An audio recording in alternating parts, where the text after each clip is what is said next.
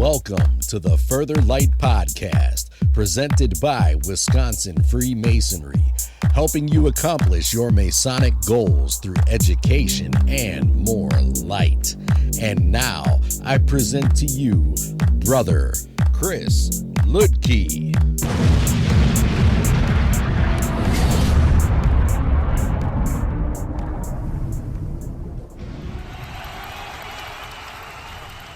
Listeners, scholars, brothers, this is Brother Chris Lodge, and today I want to look at the Chamber of Reflection, but to do so, I want to look at or provide the audio from the winning video created last year for the 2023 Masonic Education Speakers Contest. And more information on this is found in the Masonic Journal. But to give you an idea of the Speakers Contest, you're looking for, or what we're looking for, is videos limited to 20 minutes with at least 5 minutes of discussion within that 20, so no more than 15 minutes of lecture. We want to see some discussion. The top 3 to 5 may be edited and used as exemplars of Masonic education within the lodges. And in this contest, first place is $750, second place is $500, third place is $250, and that is split between the winner and their lodge, or in the case that a lodge enters, then the lodge gets the whole thing. The deadline for the Speakers Contest this year is February 9, 2024. The winner to be announced March 9, 2024 at the Silas Shepherd Lodge of Research meeting at their spring meeting. And then there is information about how to get it to us and everything else. Basically, if you have questions, you can email myself, chris.lidke, Ludke, at wimasons.org. I can get you information. But basically, you'll upload to a Google Drive and you'll send me a link. And then there's more information about scoring and everything else. But with that coming up, of course, I want to give you some inspiration of what worked last year. And what worked with the Chamber of Reflection is that they look at it not as something that we should do, because clearly the Chamber of Reflection is not part of ritual. But the way they approach it is out of curiosity. Let's look into this. Let's understand why this was used in the past, where it is used today in other appendant bodies, what its purpose is, and really explore the topic in a way that allows for better understanding of, well, our fraternity. And so I'm going to go ahead and run this and let you listen to what they entered. So this is, again, Milton Lodge, and they're discussing the Chamber of Reflection.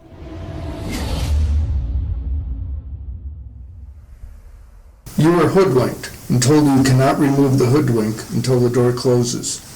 They take you by the hand and lead you a short distance. You feel their hand release without warning. Then you hear a sharp click as the door latches behind you. You remove the hoodwink and find yourself alone in a dark, windowless room illuminated by a single candle on a small table next to a lone chair.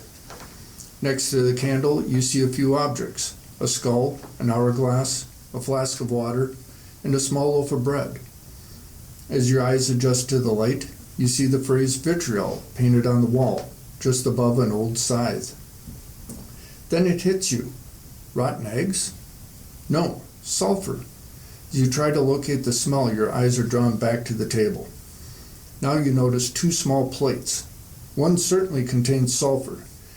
The next contains what appears to be salt.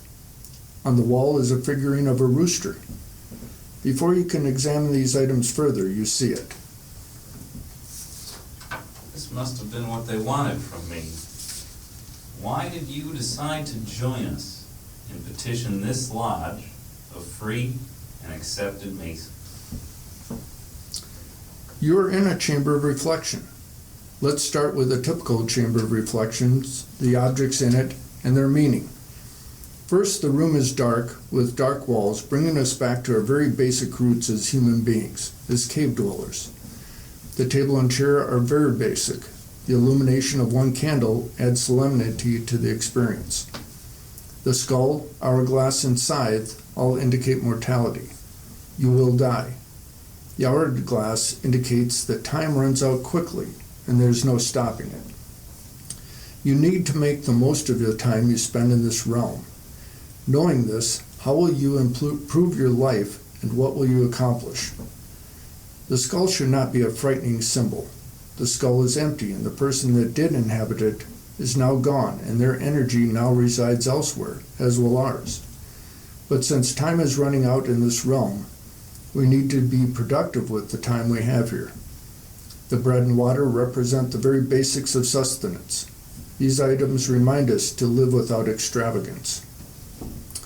The sulfur, salt, and rooster have slight variations in meaning depending on which source you follow. However, one that appears to be representative was presented by worshipful brother Helio L. DaCosta Jr. at the Vancouver Grand Masonic Day, October 16, 1999. He described them as follows, quote, 3 of the alchemical elements used in the great work were sulfur, salt, and mercury, all of which are present in the chamber of reflection. Sulfur is symbolical of spirit, being a masculine principle, referring to enthusiasm and corresponding to the virtue of faith. Salt is a symbol of wisdom, being considered neutral as far as gender is concerned, referring to pondering, something the candidate does in the chamber of reflection, and corresponding to the virtue of charity. Mercury appears as a rooster drawn on the wall of the chamber of reflection. This animal is connected to the deity of Hermes, that is Mercury. It is a feminine principle referring to vigilance, and it also corresponds to faith. As the rooster sings at dawn announcing the light of day, so it announces to our future initiate the light he may receive, unquote. In this case, Brother DaCosta uses the painting of a rooster. In some lodges, they use a figurine of a rooster. In others, they use a saucer filled with mercury. The 3 of these also represent alchemical transformation or metamorphosis, as becoming a Freemason is a transformation to a new life of meaning and illumination for a man. A mirror may also be present. The mirror should focus the candidate's attention on himself and his motives thus far, allowing him to confront one of the greatest adversaries, himself. An example of this idea can be found in one of the Star Wars films. When Luke Skywalker is training to be a Jedi Knight with Yoda, he enters a cave and kills an image that turns out to be himself. He did not properly examine his motives and attacked for the wrong reason. The mirror may also help a candidate examine the motives in a similar way. Vitriol painted on the wall, as defined in Robert M. Sanchez's book, The Chamber of Reflection, is a Latin acronym meaning visit the interior of the earth, and rectifying it, you will find the hidden stone. That further translates as you must search inside yourself for the truth to solve your problems and improve yourself. Perseverance and vigilance may also be painted on the walls. These qualities are needed and to really study the meaning of our rituals and understand their deeper meaning. The rituals have hidden meaning that will continue to enrich your life as you continue your studies in Masonry.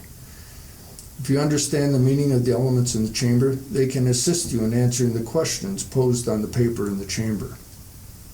Different lodges will ask different questions. Some will ask for the candidate's philosophical and moral testament, or the candidate's last will and testament. Using parchment and a quill or a fountain pen add to the mystique.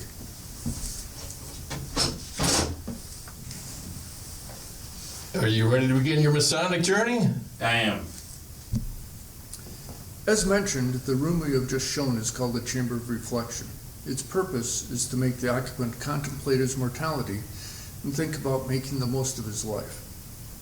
This was previously experienced prior to each of the degree ceremonies in the United States in the 1700s and the early 1800s, and is still in use in many parts of the world. Today it is prohibited in the Blue Lodges and the Grand Lodge of Wisconsin since it's not part of our code. After studying this subject, I understand the concern of the Grand Lodge.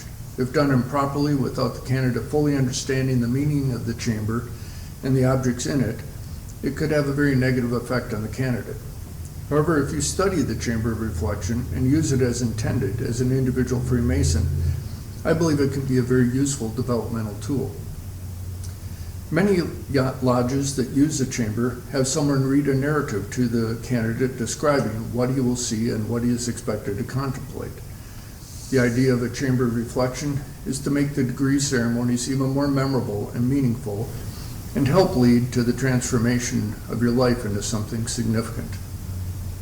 This is why the concept can be so valuable to any Freemason. With knowledge of the items in the room and the meaning of the chamber, you can improve your Masonic growth and improve as a man. Even without an actual chamber, you can imagine the room and contemplate your philosophical and moral testament. A common technique of reviewing your life is to write your own obituary as if you died today. If you're not happy with how it sounds, it gives you an idea of what is missing in your life and what you need to change. Prior to being asked for my philosophical and moral testament, I would want some time to contemplate what is meant by that request. From a religious perspective, it could mean following the 10 Commandments. Others may find different moral documents to follow. Regardless, you may want some time to think about this. Most likely, you would be asked different things at each degree level. As an entered apprentice, you may be asked, why did you petition Lodge? What do you have to offer, and what do you expect? Prior to a Master Mason degree, you would have had more time with your mentor and study more Masonic material and be better prepared for a serious attempt at a philosophical and moral testament. In some lodges, the candidate's answers are sealed in an envelope and presented to him 5 years later so you can see how he has grown. In Dan Brown's book, The Lost Symbol, the chamber was used by a 33rd degree Mason who used it over time to reflect on his life. So these chambers are not just for the initiate, but also for any brother to sit and reflect on his life and his goals. Some Freemasons even have a small chamber of reflection in their homes. If you don't have a spare room to dedicate to this, you can always reflect on the concept by looking at a poster or a picture on a computer screen. Today, it is probably best used as a concept for individual use and contemplation. Regardless of how it is used, I'm sure the practice of self-reflection is useful to any man, and the objects in the chamber of reflection, when understood, provide a thought-provoking environment for development. Before we start our discussion, we want to point out that we are not proposing that the chamber be adopted and used in any Blue Lodges in Wisconsin. This presentation is purely to present the chamber as a concept for individual use and to review its history and meaning. Thank you. Hello, my name is Kurt Sorensen. I'm the senior warden at Milton 161. And I'll make the introductions. To my right, we have our worshipful Grand Tyler, Leroy Huber. To my left, we have our worshipful master of the Milton Lodge, Brian Duos. And then to his left is our senior deacon, Tyler Guiley. We're going to start our discussion, and we're going to talk about the chamber reflection. And as we've seen in here, it could be potentially a little bit scary going into a chamber of reflection when you first were joining the lodge. But we do have somebody who's gone through one before, but much further along in his career, and that's our Grand Tyler. Leroy, what did you experience when you went into the chamber of reflection for the first time, and what level was it that you went in? When I was being knighted, Sir Knight, to become a commander, I was put into the chamber of reflection, and there were several things in there that for me to look at. I was never really told what was going to be in there. Did they give you any idea what you're going to experience in the room, or are you going to see in the room at all, or were you just placed in the room? Well, I was just placed in the room. There was okay. And there was some questions they told me that I would have to answer in writing. They instructed me on that, and then the rest of it was just there. I just looked at it, and you're there for several minutes. Okay.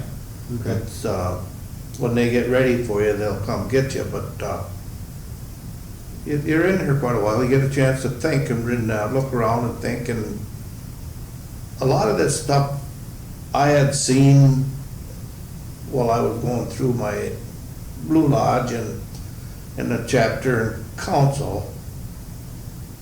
But some of it I really didn't put it with masonry Okay. until after. So do you think it would have been more helpful if you had some type of intro saying, this is what you're gonna see in the room, this is what you're gonna experience in the room, this is what you're supposed to do with the room, or do you think it's better just? I think the reason for this, they did it this way and the way it probably is gonna be done that way, was for you to figure out what it was. If they tell you what it was, it might not have the meanings Sure. that you would get by discovering it. And I think it was really a really a nice experience myself. But you went up to the point earlier, you thought it could be overwhelming, right? Yeah, yep, for a new mason, Brother Leroy went in through another appendant body and already been through his degrees in the Blue Lodge, so he was very familiar with it. So in an appendant body, you're kind of looking forward to something different. Whereas if you're just a new person just petitioning a lodge, it can be very overwhelming or very frightening if somebody throws you into a room without being told somewhat what was going to go on in that room. Right, oh, I completely agree. I think it might be, someone who's not a mason, Yes. just a new entered apprentice degree, if they walk into a room and they see one candle and some mystic objects, they might get the wrong idea off the bat. Yeah. Yeah. So yeah, like you say, just very overwhelming if they're, in reflection, it could, turn somebody off because he's really not. He's not grasping what No, he's not grasping no, what the symbols no, are, he's not no, grasping the rooms no. for. He's got no clue what they are. Right. Yeah. He might think it's just a weird thing and wonder what he got himself into. Yeah. What do you think, though, about the concept of the chamber of reflection as far as using it as a developmental tool? Once you understand what it all means and the meaning of the objects in the room, and you have something that you're supposed to respond to as far as something written on the paper, what do you think of it all as a concept for development? I really like the idea. I don't know about the first EA degree when you're going in. Maybe in more advanced, maybe before the master makes a degree, but yeah, I would really think you would need some type of prelude, something that says, this is what you're going to experience in there, this is what these symbols mean, they're not explosives, they're not, anything poisonous, nothing's going to happen to you. That's my thought, I don't know what your thought is. Yeah, definitely have to be explained, especially if he's taken it before he ever took his first degree. It would definitely have to be explained to him pretty much, line for line, what this is and why this is here for you to sit and reflect in this room on your life and what you're expected to as you go further through your life. Mm-hmm. Kurt? Well, I mean, yeah, I think it's a really good concept, and as far as trying to really think through your life, what is your philosophical and moral testament? What do you believe? What are you actually seeking in masonry? Because I think it can be a lot of that. Is what are you looking for? And you could be writing some of those questions down to try to hopefully improve your development and make you really think of how to improve your life, what you should be doing for others, what you should be doing in your lodge. So, and the fact that, we talked a little bit about that it doesn't necessarily need to take place in an actual chamber. You can reflect on that concept of, the chamber of reflection. Just, you could look at a poster, as I mentioned in the narrative earlier, or see it on a computer screen and contemplate these questions. And it doesn't even, I think you were talking, it didn't even necessarily need to be in a lodge. No, and one of the things that really came to mind for me was when I was reading on the chamber reflection, it could be anywhere, and it could be for a Mason or non-Mason, because one of the first things that came to mind was the movie Saving Private Ryan. The movie starts out with Private Ryan as he's in age, he's towards the end of his life, going to the cemetery with all his family around him, and he's actually, in my mind, got them boxed out, blocked out behind him, and he's talking to the grave, reflecting on his life. And was he a good person? Was he a bad person? Did he deserve this? You know, he's going through all this. So it's a very good concept that you can see right there in Saving Private Ryan. Agreed. Very helpful tool. Very, very helpful tool. One thing about the Chamber of Reflection, everything is there. Actually, you can physically pick it up and look at it. Mm-hmm. You can touch it. You can see. You can feel. Like the skull and bones. Gives a little more presence when it's actually in your hand. The mortal soul has gone somewhere else, Mm-hmm. but the skull is left. No, just the calcium. But your soul is somewhere else, Yep. Left a while ago. and everything was old. Old, and how long masonry has been around. It brings back, we must be doing something right Mm-hmm. to stay in business as a fraternity and to do what we are doing today that we did 400 years ago. Right. Maybe longer. Right. We have really no truth, how long we really were when we originated, for sure. Mm-hmm. But if we go way back to the building of King Solomon's Temple, So we're 3,000 years old. Well, one of the things I really think is interesting, like you talk about the skull, that it's not meant to be a scary symbol in masonry, No. because the occupant isn't there anymore. They're somewhere else, as we will Yeah, be. yeah, And yeah. that's the way you contemplate your mortality and how you're gonna make the most of your life now is important. I think an important point of the chamber. I also thought when you brought up what some lodges have they write down their answers and they seal an envelope and they give it to them 5 years later. Yeah. I think that'd be a very helpful tool to go back and kind of see, what did I think about? Where did I think I was what were the things that were important to me 5 years ago? And what do I want to have going forward?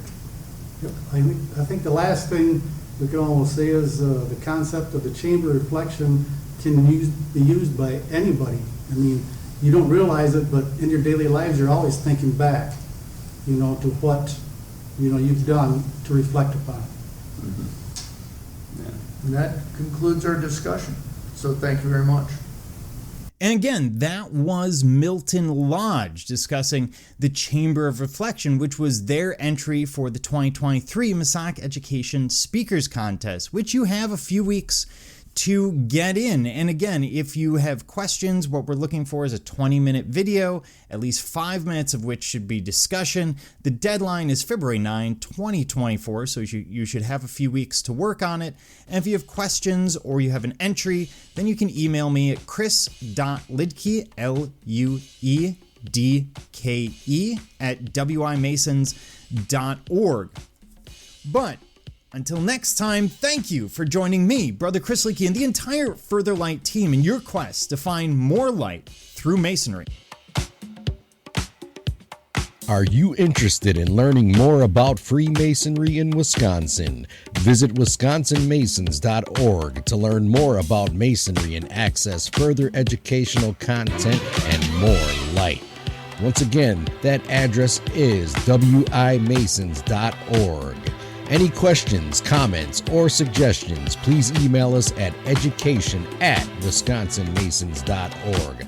And thank you for listening.